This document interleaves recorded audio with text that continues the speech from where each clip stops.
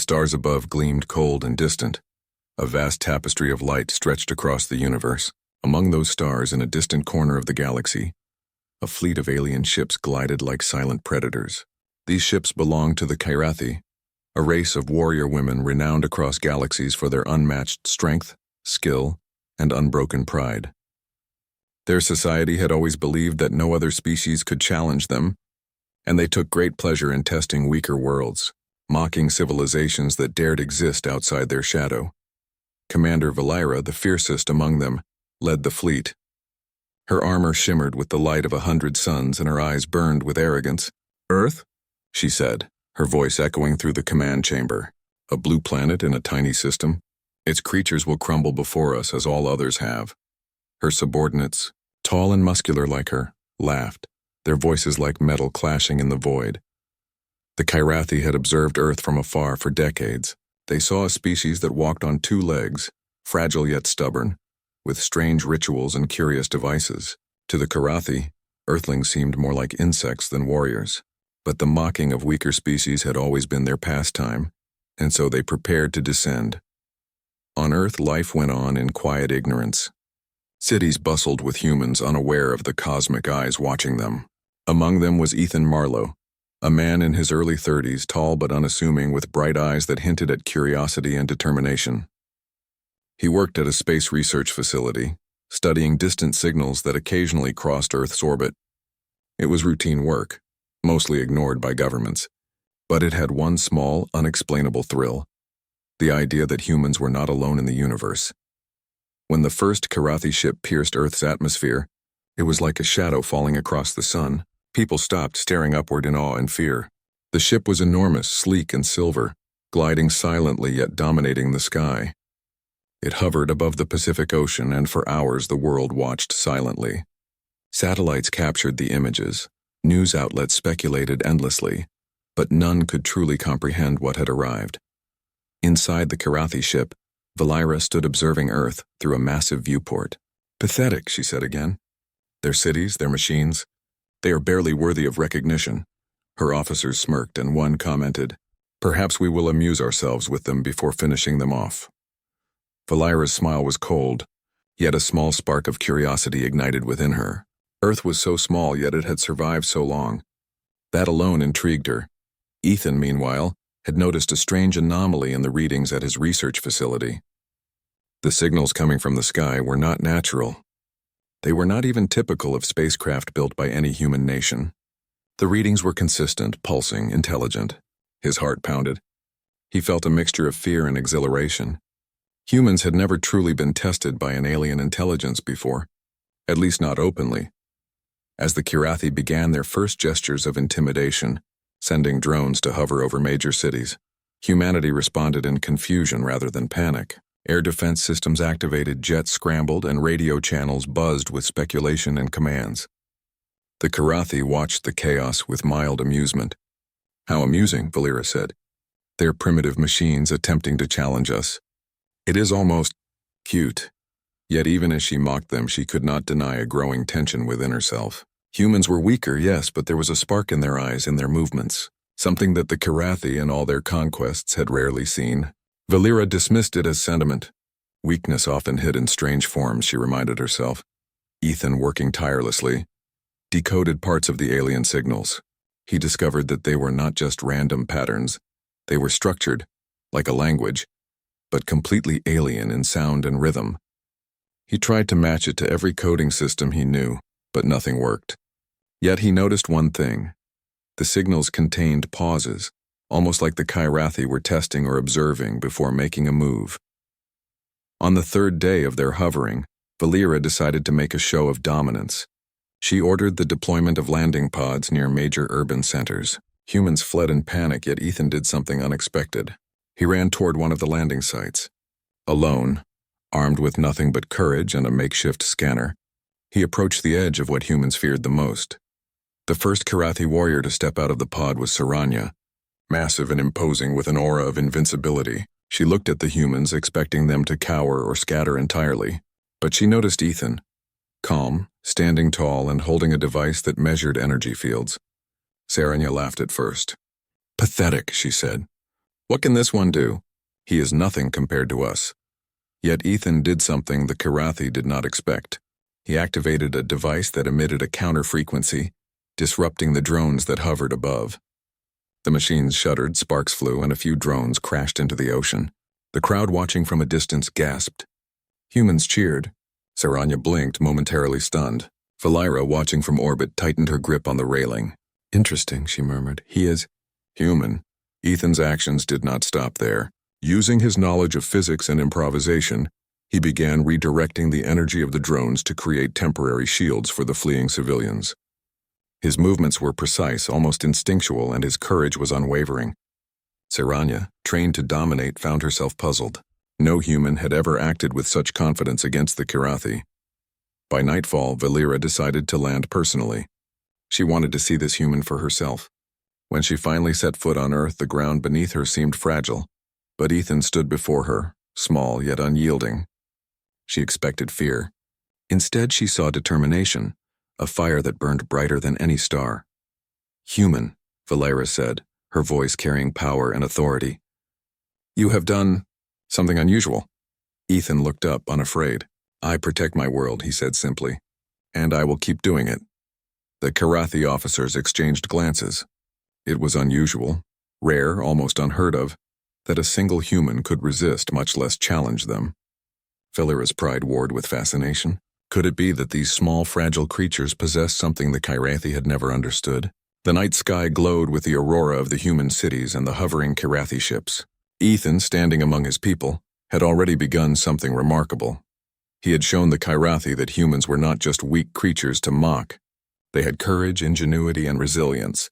The first sparks of respect, or at least curiosity, had been ignited. As Part 1 ends, the universe seemed to hold its breath. A clash between arrogance and courage was about to unfold, not merely in strength or weapons, but in spirit. The Kirathi had mocked Earth, yet the humans, led by one seemingly ordinary man, had shown the first signs of extraordinary resistance. Valira, staring down at him, could not yet predict the consequences, but she knew one thing for certain. Earth would not fall quietly. The night after the first encounter was quiet yet charged with tension. The Kirathi ships hovered silently above Earth, like predators circling prey. Though one predator had begun to feel something unfamiliar: intrigue. Commander Valira paced within her flagship, her mind restless. She had always dominated every world she encountered, every species she faced. Yet a single human, Ethan Marlowe, had disrupted her drones with nothing more than ingenuity and courage. Her officers murmured among themselves. Still amused at first, but Valira's icy glare silenced them. This is unusual, she said. No other species has resisted so quickly, so cleverly. We must understand him. And his kind. She tapped her gauntleted fingers against the control panel, calling up live images from Earth's cities. Ethan's figure appeared again, standing tall among fleeing civilians, scanning energy signatures with his improvised devices. Observe, she commanded, every detail. Learn from this human. Far below, Earth's cities were recovering from the brief chaos. Sirens had stopped, and the people slowly returned to their homes, though fear still lingered. Ethan moved through the streets, calm yet vigilant. He coordinated volunteers and scientists, helping repair damage and protect civilians from the lingering drones that had gone haywire. His courage and calm inspired those around him. Ordinary humans were beginning to feel extraordinary. Meanwhile, Valira decided to test Ethan further. She wanted to see if his skill was an accident or a sign of something deeper. Prepare a challenge, she said to her officers. We will see if he is clever or lucky. I will come down myself. At dawn, a single Kirathi scout ship descended over the outskirts of Ethan City. Its metallic surface reflected the rising sun, and the ground trembled as it landed. Out stepped Saranya, her presence commanding and fearsome.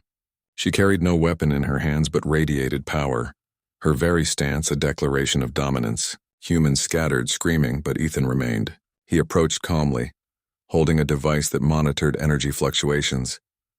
You interfere too much, Saranya said, her voice deep and resonant. Why do you resist? Ethan did not flinch. Because this is my world, he replied simply. And I won't let anyone harm it without cause.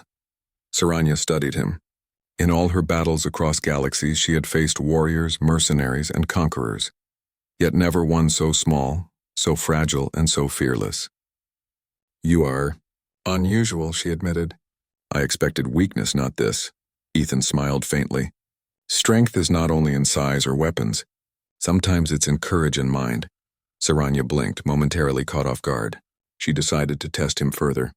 She activated a holographic field around them, simulating a series of obstacles, energy barriers, traps, and mechanical hazards designed to challenge intelligence and reflexes.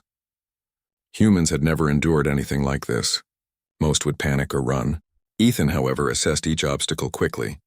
He observed patterns, calculated energy flows, and moved with precise timing, neutralizing traps one by one. Valira, watching from orbit, allowed herself a rare moment of curiosity. "He is learning faster than expected," she said. "He adapts, that is, human." Her officers nodded, though some were frustrated. They had always believed in the superiority of Kyrathi's strength. To witness it challenged by a single human was new. As the day progressed, Ethan and Saranya engaged in a battle of wits. It was not a fight of brute force, but of strategy and ingenuity. Ethan used everyday items, wires, metal scraps, even water pipes, to create energy deflectors and barriers. Saranya tried her strength and precision, but Ethan anticipated and countered her moves in ways she had not expected. During a momentary pause, Saranya asked, "Why do you humans endure so much with so little strength?" Ethan considered her question. "Because we care," he said. "Not just for ourselves, but for each other. That makes us stronger than we seem." Saranya looked at him, conflicted. She had trained her entire life to rely on physical power and strategy, yet she could sense that humans possessed something entirely different, an inner resilience, a spark that could not be measured by weapons or size. By nightfall, Valira decided to take direct action. She landed near Ethan, accompanied by her elite warriors. The city held its breath. Humans watched, ready to flee or fight, but Ethan remained calm. He stood with only his improvised tools, his eyes unwavering. Valira approached. "Human," she said, her tone carrying authority, curiosity, and a hint of respect. "You have survived this long, tell me. What makes you believe you can resist us?" Ethan took a deep breath. "I am not alone," he said. "Humans have ideas, courage, and the will to protect each other. You may have strength, but we have something you don't. The spark of survival, the spark of ingenuity. That is why we endure." Valira studied him. She could feel it, the truth in his words. She had never encountered a species whose power lay not just in muscle or weapons, but in the mind and spirit. Her officers watched silently, unsure how to respond. Some felt irritation, others fascination. Saranya, standing beside Valira, spoke quietly. "Commander, this human is extraordinary, perhaps even worthy of respect." Valira's face remained stern, but her eyes betrayed a flicker of something new. Recognition. "He is unusual," she agreed. "We will continue to observe. But do not mistake respect for surrender. We are Kyrathi. We do not yield easily." As the night deepened, Ethan returned to his makeshift command post. He coordinated defenses, analyzed alien technology, and prepared for future encounters. The humans who assisted him marveled at his determination and ingenuity. Ordinary citizens began to see that courage and intelligence could match the power of invaders. Meanwhile, in orbit, Valira and her officers convened. "We must reconsider our assumptions," Valira said. "Humans are not merely weak creatures to mock. They are adaptive, clever, and resilient. One human has already challenged us in ways we did not expect." Her second-in-command frowned. "Are you suggesting we retreat?" Valira shook her head.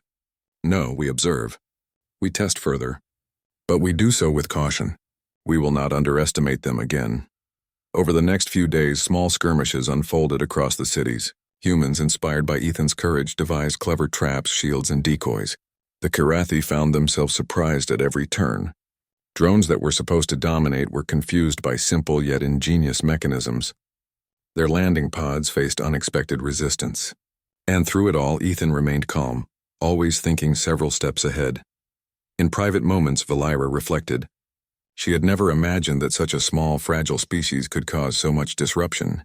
The arrogance of the Kyrathi had been challenged, and it was an unfamiliar feeling. Yet for the first time in her life, she felt intrigued by the potential of humans. Could they truly be more than they seemed? By the end of Part 2, a pattern had become clear. The Kyrathi were no longer merely conquerors observing weak prey. They were facing something new. A species whose power came not from muscle or weapons but from courage, ingenuity, and the will to protect what they loved. Ethan, the seemingly ordinary man, had become a symbol, a spark that could ignite a resistance, a reminder that humans, though fragile, were far from defenseless. And so, the stage was set. A battle of strategy, intellect, and spirit was beginning, and the Kyrathi warrior women were learning that the humans they had mocked were not so easy to break. The days following the first encounters had transformed Earth into a place of quiet vigilance. Cities had returned to a fragile calm, but the threat of the Kyrathi fleet lingered like a shadow across the skies. Above, massive silver ships hovered silently, their dark presence a constant reminder of the power humanity faced. Yet amid fear, a spark of courage spread. Ordinary humans, inspired by Ethan Marlowe, began to realize that even against overwhelming odds, clever thinking and courage could turn the tide. Ethan moved tirelessly among the people. His calm demeanor and strategic mind had become the heartbeat of Earth's resistance. Scientists, engineers, and ordinary citizens collaborated under his guidance, creating improvised shields, communication systems, and diversion tactics. Using everyday materials and his knowledge of physics, Ethan managed to reconfigure civilian technology into defensive tools. Simple drones were modified to mimic alien energy signatures, creating illusions to confuse the Kyrathi. City lights were programmed to pulse in patterns that disrupted the alien sensors. Humanity was awakening, and they had one man to thank. On the Kyrathi flagship, Commander Valera watched these developments with growing intrigue. "They adapt quickly," she said, her voice calm but firm. "Every tactic we try is countered. That human is teaching them strategy." Her officers exchanged glances. Some were frustrated. They had never faced a species that could think so creatively under pressure. Most worlds had fallen before the Kyrathi's strength alone, yet Earth resisted with nothing but intelligence and spirit. Valera decided it was time to test Ethan directly once more, but with a more sophisticated approach. She dispatched a team of elite warriors, each among the finest in the galaxy, to confront him in a simulated trial. This would not be a direct attack on civilians, but a challenge to human ingenuity. If Ethan could succeed, it would prove that humans were truly exceptional. If he failed, the consequences could be severe. Ethan was unaware of the specifics at first. All he knew was that the alien ships had begun moving in synchronized patterns above the cities. Energy beams scanned the streets, probing for weaknesses. Instead of panic, Ethan analyzed. He calculated trajectories, sensor frequencies, and energy flows, mapping them against the city's layout. Using small teams of volunteers, he set up traps, decoys, and communication nodes. Every move was designed to protect the civilians while luring the alien warriors into a test of skill and intellect. The elite Kyrathi warriors descended one afternoon. Their landing pods touched down on the outskirts of a major city with a deafening roar. Humans fled instinctively, but Ethan remained calm. The air vibrated with alien energy as the warriors stepped out, imposing and perfectly trained. Among them was Saranya, who had already witnessed Ethan's ingenuity and began to feel something she had never experienced: respect for a human being. "You stand alone," Saranya said, her tone carrying authority and curiosity. "Do you truly believe you can outthink us?" Ethan adjusted the device on his arm, a compact gadget that emitted calculated energy pulses. "I don't stand alone," he replied. "I stand with my people, and together we find ways to survive." Saranya smiled faintly. She had faced fearsome opponents before, but none with this combination of courage and collaborative strategy. What struck her most was the calm in his eyes, the quiet confidence that he could solve problems that would have challenged an entire squad of Kyrathi warriors. The trial began. The elite Kyrathi unleashed a series of challenges, from energy barriers to rapid assaults, testing speed, reflexes, and strategy. Ethan reacted swiftly, using improvised shields and redirecting energy flows to create openings. Every move was precise, combining logic, instinct, and timing. Ordinary objects, street lamps, water pipes, and electric grids, became tools of resistance. Civilians were kept safe, yet the aliens found themselves unable to predict his moves. Valera observed from orbit, intrigued.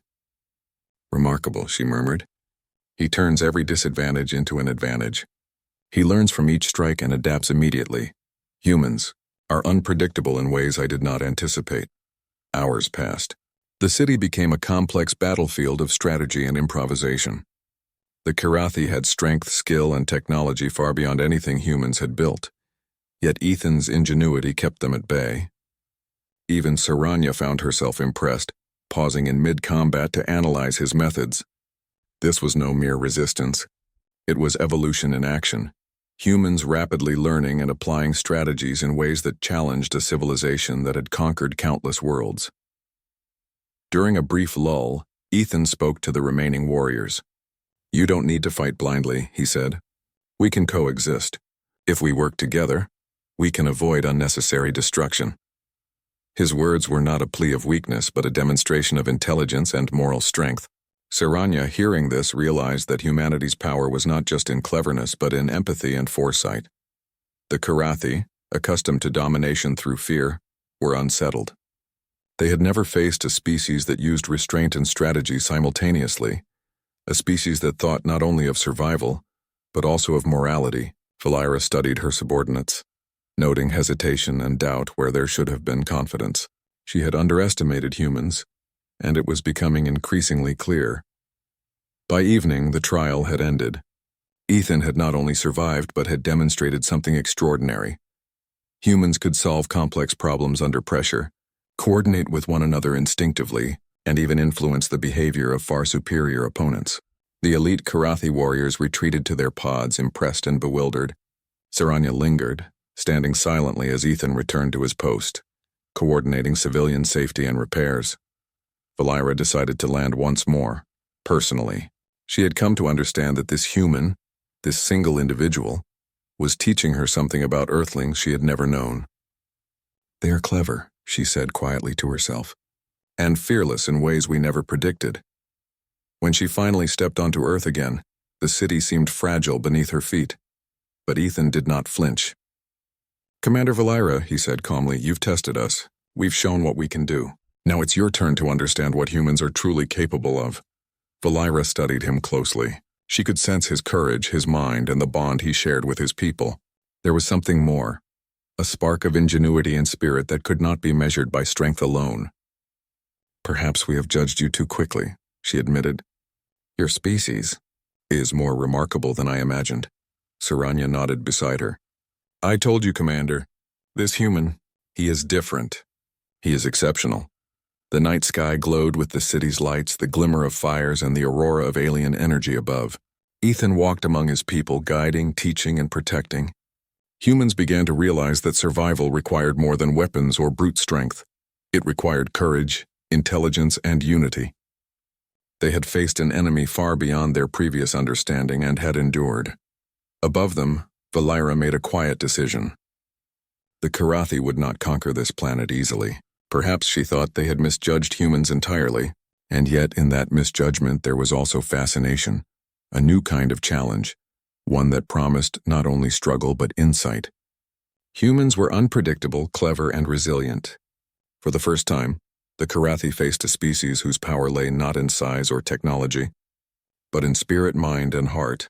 As Part 3 ended, the stage was set for a confrontation that would test every skill, every plan, and every spark of courage. Humans were learning to fight not like warriors, but like thinkers and strategists.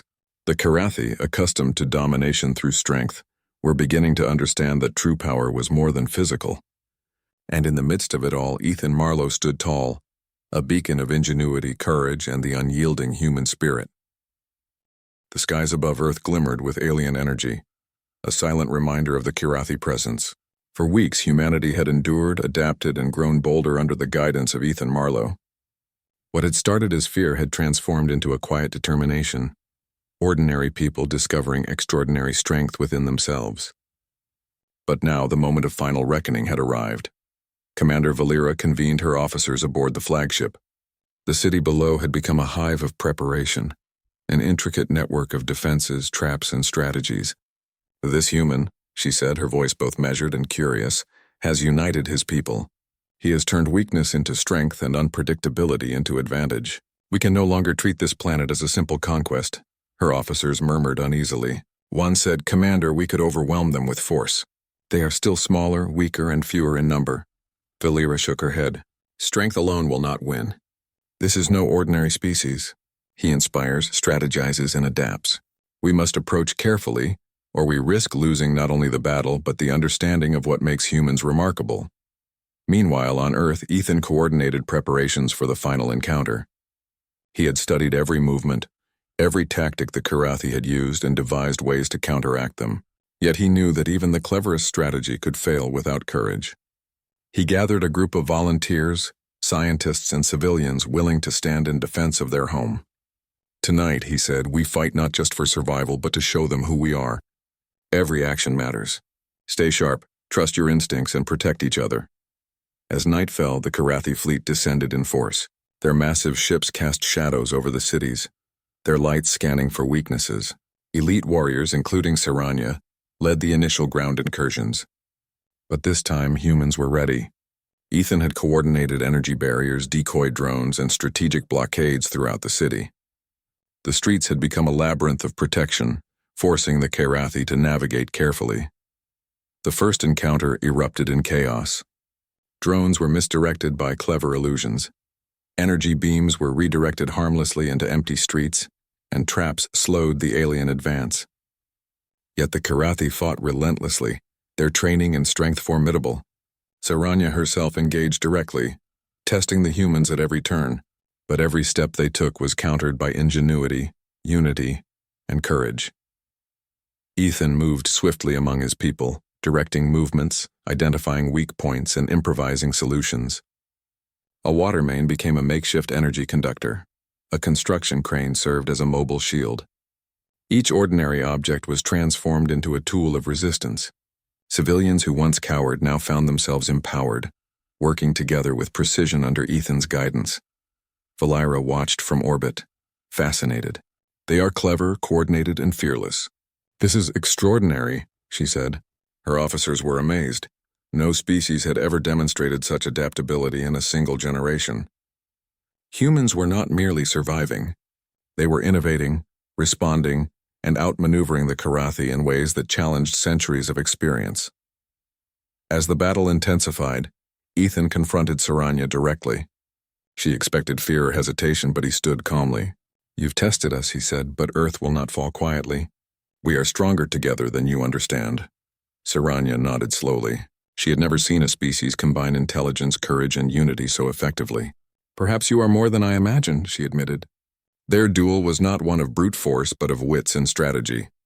Ethan used his surroundings, exploiting weaknesses, while Saranya relied on her skill and experience. Each action pushed both to adapt, learn, and anticipate. Amid the chaos, Ethan initiated the final part of his plan. Using signals intercepted from the Karathi, he created a synchronized feedback pulse that disrupted their communication and coordination temporarily. Drones faltered, energy shields misaligned, and the alien warriors were forced to pause. This window allowed humans to regroup, protect civilians, and establish key defensive positions. Valera, witnessing the effectiveness of Ethan's strategy, realized something profound. Humans did not rely on sheer strength or intimidation. They relied on adaptability, innovation, and cooperation. "They are remarkable," she whispered. "This human is extraordinary." In the midst of the battle, Ethan addressed the remaining humans. "Stand firm. Protect one another.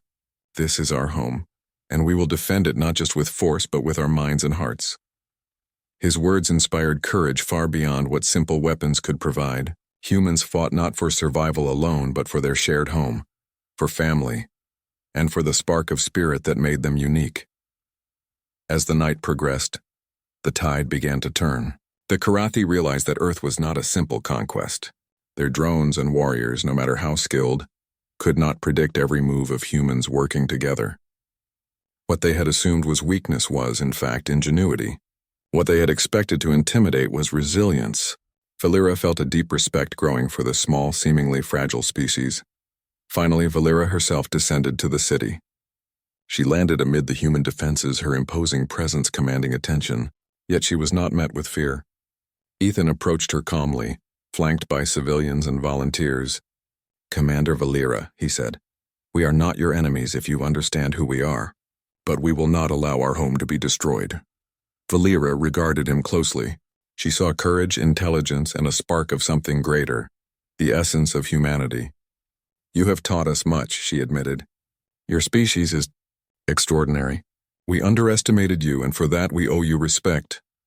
Saranya, standing beside Valeera, nodded. This human, and his people, they are worthy of acknowledgement. Their courage and ingenuity rival any warrior in the galaxy. Ethan lowered his device and extended a hand, not in surrender, but in acknowledgement. We are capable of more than you assumed. Strength is not only in power or weapons, it is in mind, heart, and unity. For a long moment, silence fell over the battlefield. The humans watched the alien warriors, the Karathi observed the humans, and the night seemed to hold its breath. Then slowly, Valeera lowered her weapon. Perhaps, she said, there is more to conquering than destruction. Perhaps there is honor in understanding and respecting strength in all its forms. The Karathi retreated from the city that night, not out of defeat, but out of recognition. They had encountered a species that challenged their assumptions, not with size or aggression, but with courage, intelligence, and unity. Humans had proven themselves in ways that no one, not even the most seasoned Karathi, had anticipated. Ethan watched the ships ascend into the night sky. The humans around him cheered, not only for survival but for the knowledge that they had faced the impossible and emerged stronger. This is only the beginning, he said quietly, looking at the stars. We have shown them who we are, and we will continue to grow, protect, and learn. Valeera, aboard her flagship, reflected on the encounter. She had mocked Earth at first, believing it insignificant. Yet now she understood that power was not measured solely by strength. Humanity's spark, their courage, ingenuity, and will to protect one another, had earned her respect. She would never forget the lessons of Earth, nor the man who had taught her that even the smallest, seemingly fragile species could defy the expectations of the galaxy. And so, the story ended not with destruction but with revelation. Humans had survived the encounter, not merely by luck or chance, but through courage, intelligence, and the unyielding spirit that defined their species. The Karathi, once dismissive and arrogant, left with newfound understanding and respect. Ethan Marlowe, the seemingly ordinary man who had faced extraordinary power, became a symbol, a reminder that true strength is measured not only by force, but by mind, heart, and the courage to stand for what one believes in. Humanity had earned its place in the universe, not through domination, but through ingenuity, unity, and spirit. As the stars shimmered above Earth, the planet slept, safe for the moment, yet forever changed. The galaxy had witnessed something remarkable, a species that could inspire awe not through fear, but through the power of the human spirit.